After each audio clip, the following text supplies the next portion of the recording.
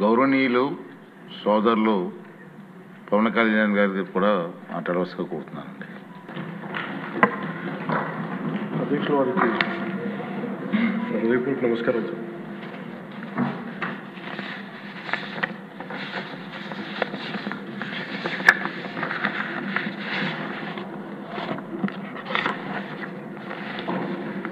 Governor గారి ప్రసంగానికి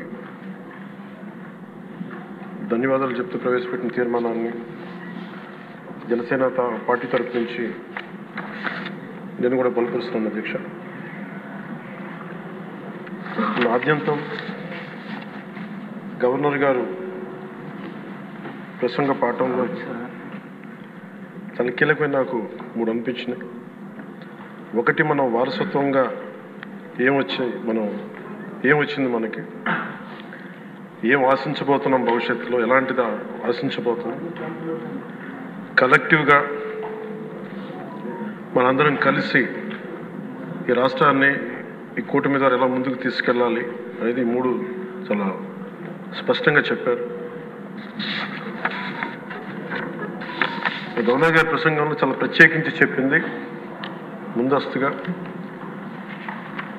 ఆంధ్రప్రదేశ్ రాష్ట్రం ఏర్పడటానికి పొట్టి శ్రీరాములు గారి త్యాగ ఫలితం, తద్వారా భాషా ప్రయుక్త రాష్ట్రాలే ఏర్పాటు కావటం.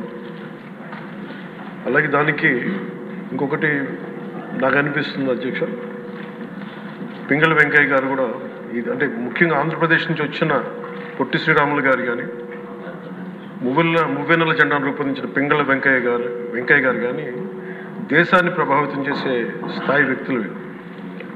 ఒకరి త్యాగం వల్ల భాషా ప్రయుక్త రాష్ట్రాలు ఏర్పడితే ఇంకొకరి రూపకల్పన వల్ల దేశానికి జెండా వచ్చింది. ఇలాంటి గొప్ప మహానుభావులు పుట్టిన నేల. దామోదరం సంజీవి గారు లాంటి మహానుభావులు సంస్కరణలు తీసుకోవాలి, అలాంటి వారు గొప్ప సంస్కరణలు తీసుకొచ్చిన నేల ఇది. పివి నరసింహారావు గారు, అలాగే శ్రీ ఎన్టీ రామారావు గారు,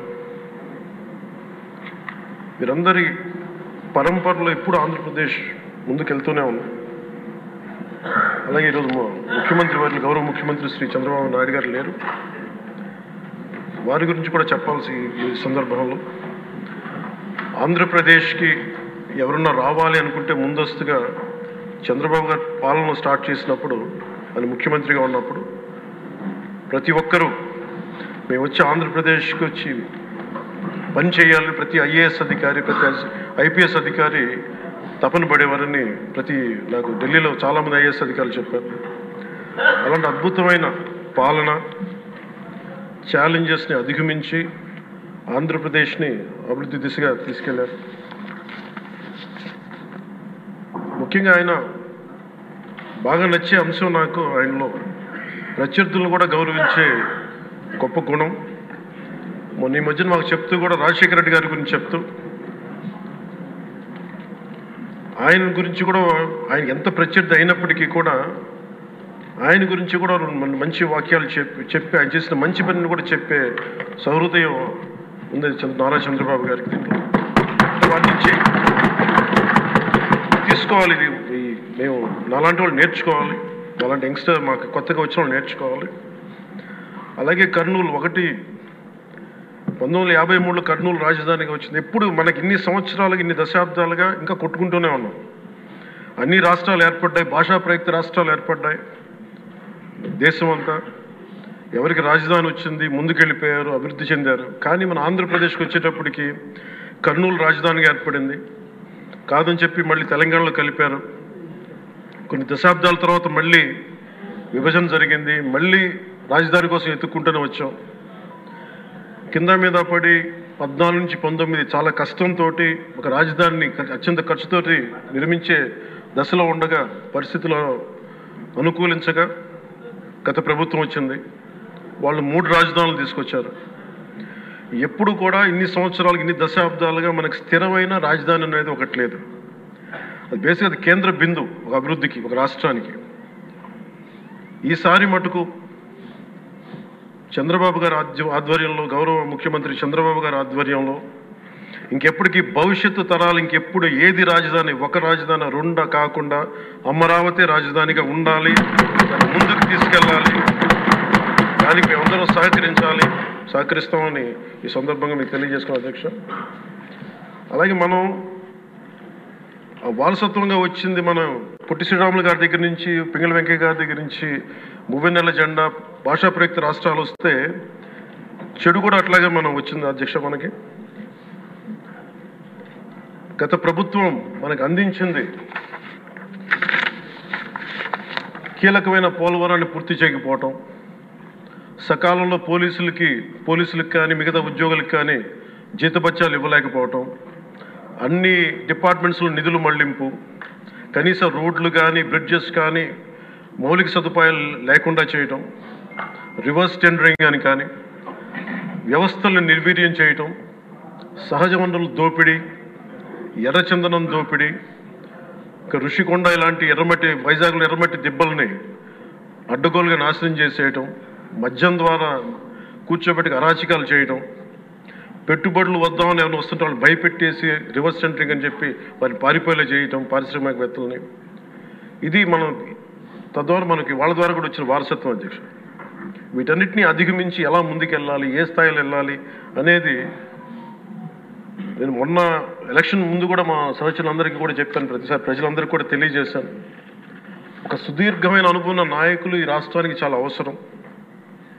దేశంలో కూడా ఇంకెవ్వరికి రాని పరిస్థితి మన రాష్ట్రానికి వచ్చింది. మనస్ఫూర్తిగా నేను అంతకుముందు ఏమి చెప్పాను, ఈరోజు కూడా అదే చెప్తున్నా అధ్యక్ష. 4 దశాబ్దాల సుదీర్ఘ అనుభవం ఉన్న శ్రీ గౌరవ ముఖ్యమంత్రి శ్రీ నారా చంద్రబాబు నాయుడు గారి అధ్యక్షతన, ఆయన లీడర్షిప్ కింద మేమందరం నాలాంటి వాటిగా నేర్చుకొని కింద పనిచేయడానికి, రాష్ట్రాన్ని అభివృద్ధి వైపు ప్రయాణం చేసేలా ముందుకెళ్ళడానికి సంసిద్ధంగా ఉన్నాం. మేము దాన్ని కట్టుబడి ఉన్నాం. ముఖ్యంగా లా అండ్ ఆర్డర్ చాలా క్షీణించిపోయింది. ఈ లా అండ్ ఆర్డర్ విషయంలో చూస్తే సాక్షాత్తు గౌరవ ముఖ్యమంత్రి గారిని దాదాపు అకారణంగా అన్యాయంగా 53 రోజులు ఆయన్ని ఒక ఫాల్స్ కేసులు పెట్టి జైల్లో పెట్టారు. అలాగే అధ్యక్ష, మీరు కూడా గతంలో మిమ్మల్ని కూడా ఎంత వేధించారో మా అందరికీ తెలుసు, సభ్యులందరికీ తెలుసు. నేను రఘురామకృష్ణరాజు గారు కూడా ఏ స్థాయిలో అనుభవించారో అందరికీ రాష్ట్రం అంతా తెలుసు. కానీ చాలా పెద్ద మనసుతోటి ఆయన వస్తే చాలా మనసు విప్పి నవ్వుతూ మాట్లాడడం చాలా ఆనందం కలిగించింది. మీ నుంచి మేము నేర్చుకోవాలి. ఎంత అంటే దాడి చేసిన, హాని చేసిన మీ పెద్ద మనసుకి సభాముఖం మీ అందరికీ మీకు ప్రత్యేకించి మీకు ధన్యవాదాలు చెప్తాను. మీ అందరి నుంచి మీ నుంచి స్ఫూర్తి తీసుకుంటాం. మీ నుంచి అంటే తిట్లు తిన్నా కానీ, దెబ్బ తిన్నా కానీ ఎంత సహృదయతో ఉండాలనేది మీరు చూపించారు. ఇంకొక యాంగిల్లో శ్రీ నారా చంద్రబాబు నాయుడు గారు నిన్న కూడా చెప్తా ఉన్నారు, వాళ్ళు మన మీద దాడులు చేశారు కదా అని చెప్పి ఈ రోజున మనకు 164 సభ్యులు ఉన్నారని చెప్పేసి, 21 మంది పార్లమెంట్ సభ్యులు ఉన్నారని చెప్పి మనం కూడా అలా చేయడం సహేతుకం కాదు. చాలా మనం యాజ్ పర్ సిస్టమే వెళ్ళాలి. నిన్న కూడా చాలామంది సభ్యులు మా మీద దాడులు జరుగుతూ ఉన్నాయి, మా మీద బెదిరిస్తున్నారు, ఈ రోజుకి ఓడిపోయి కూడా ఇంకా మన కూటమి సభ్యులందరి మీద బెదిరిస్తున్నారు అని అంటే చంద్రబాబు నాయుడు గారు ఒకటే చెప్పాను, మనం అలాంటి వాటికి నేను విరుద్ధం. మీరు అలా కనుక కాదు, సిస్టమ్ని కాదని కనుక మీరు చేస్తే మీరు నాకు దూరం అవుతారని చెప్పి చాలా స్పష్టంగా చెప్పారు. అది నాకు కూడా చెప్పారు, అది మీకు కూడా వర్తిస్తుందని చెప్పి ఖచ్చితంగా చంద్రబాబు గారు చెప్తాను ఈ దృష్టిలో ఖచ్చితంగా దాన్ని ఒళ్ళు దగ్గర పెట్టుకొని మేమందరం ఉంటాం sir. Will take your guidance very seriously and committedly sir.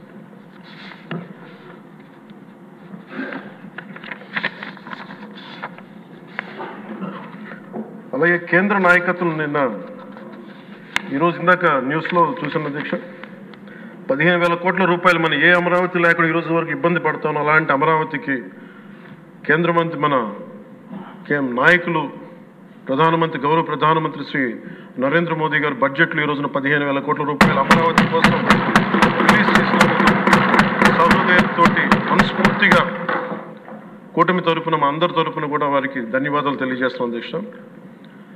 To Honorable Prime Minister Sri Narendra Modi ji, we are grateful to you, sir, for releasing the funds and will be eternally indebted to you, sir.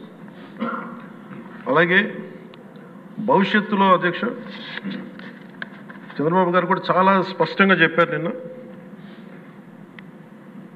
ప్రభుత్వంలో భాగస్వామ్యంలో ఉన్న కార్యకర్తలు కానీ మా సహచర ఎమ్మెల్యేలు కానీ మీరు వ్యక్తిగతంగా ఏ తప్పులు చేసినా అది ప్రభుత్వం మీద పడుతుంది. అలాంటి తప్పులు జరగకుండా చూసుకోండి.